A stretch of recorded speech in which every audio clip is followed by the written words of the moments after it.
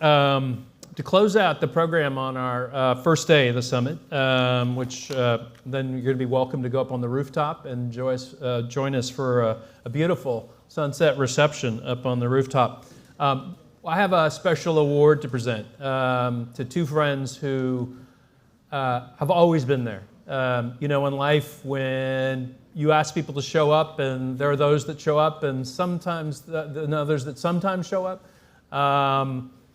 Brian and Nicole are two friends and two activists and advocates and actors who always show up. And they show up with integrity, they show up with grace, and they show up with passion. And whether it's been working with Al Gore and Climate Reality, or back when I ran Global Green and with Mikhail Gorbachev, showing up with that organization, or the many other organizations you both support, you've been there and you continue to be there. And you never shy away. And when I asked you to join me, and thankfully Brian has some Scottish roots, we were in Glasgow for the climate conference with the UN, and I wanted to bring some attention to the launch of our call for a City Climate Innovation Fund to help accelerate climate innovation with cities around the globe.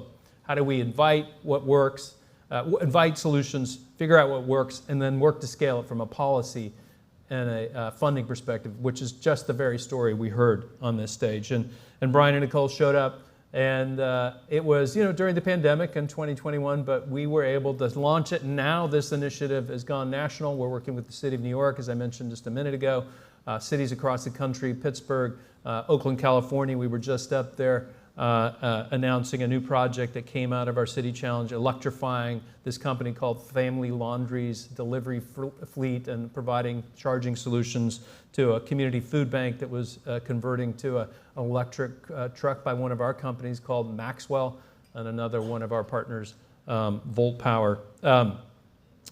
So with that, I am really excited to present our LACiTizens Award. Now, they reminded me they don't live here, but their children were born here, and so we're making them honorary LA citizens. Please join me in welcome Nicole Ansari-Cox and Brian Cox.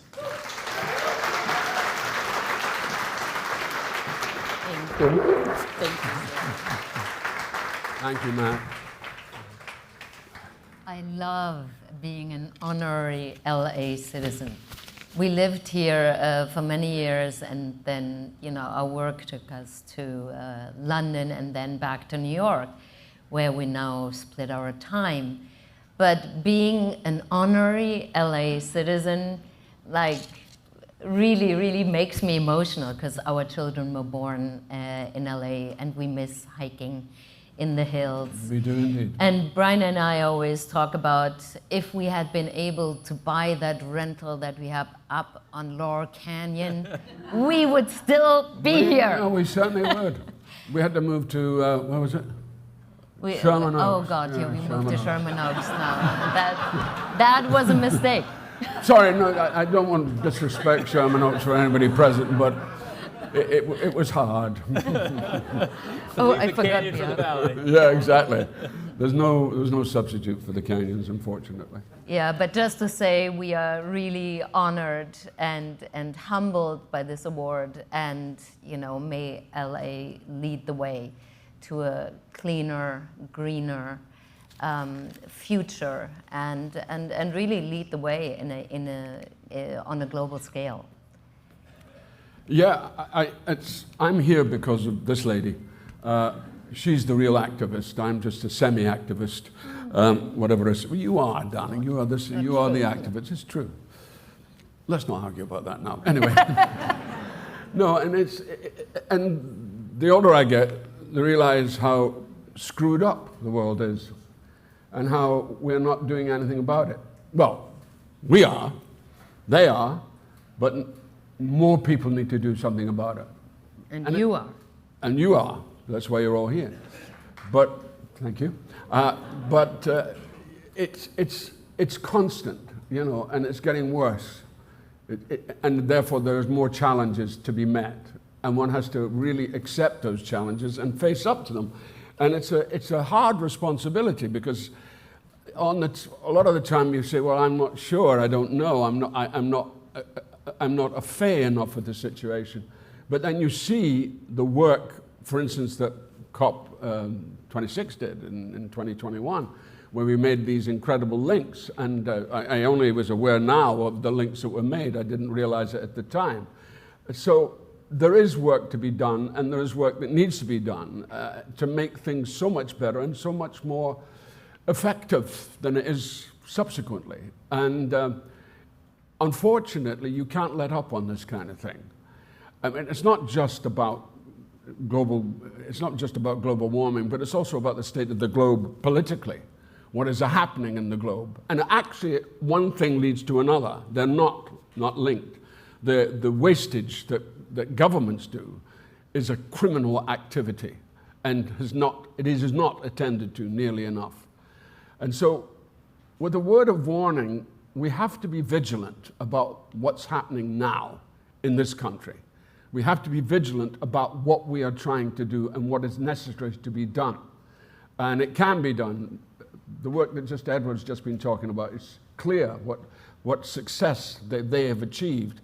But we have to join them, we have to support them, and we have to be part of it. And I know it's difficult, because it was very difficult for me, because I'm an actor. I just want to get on with my job, learn my lines, and not bump into the furniture. But this woman, you can't get round her. She's absolutely passionate about the subject, and so therefore it's infected all of us and the whole family in many, many ways. But we do have to be very careful. We have to realize what we're up against with this present administration. And they'll do everything in their power to try and stop us achieving what we need to achieve. And that's one thing that we really need to stop. And we need to say, that's not going to work. Enough is enough.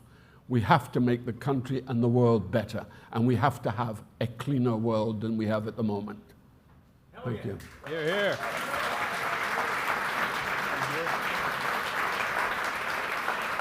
Oh, So, My honor to present the 2025 LA Citizen of the Year Award to Brian Cox and Nicole Ansari-Cox. Thank you. Please give it up for Brian and Nicole. well,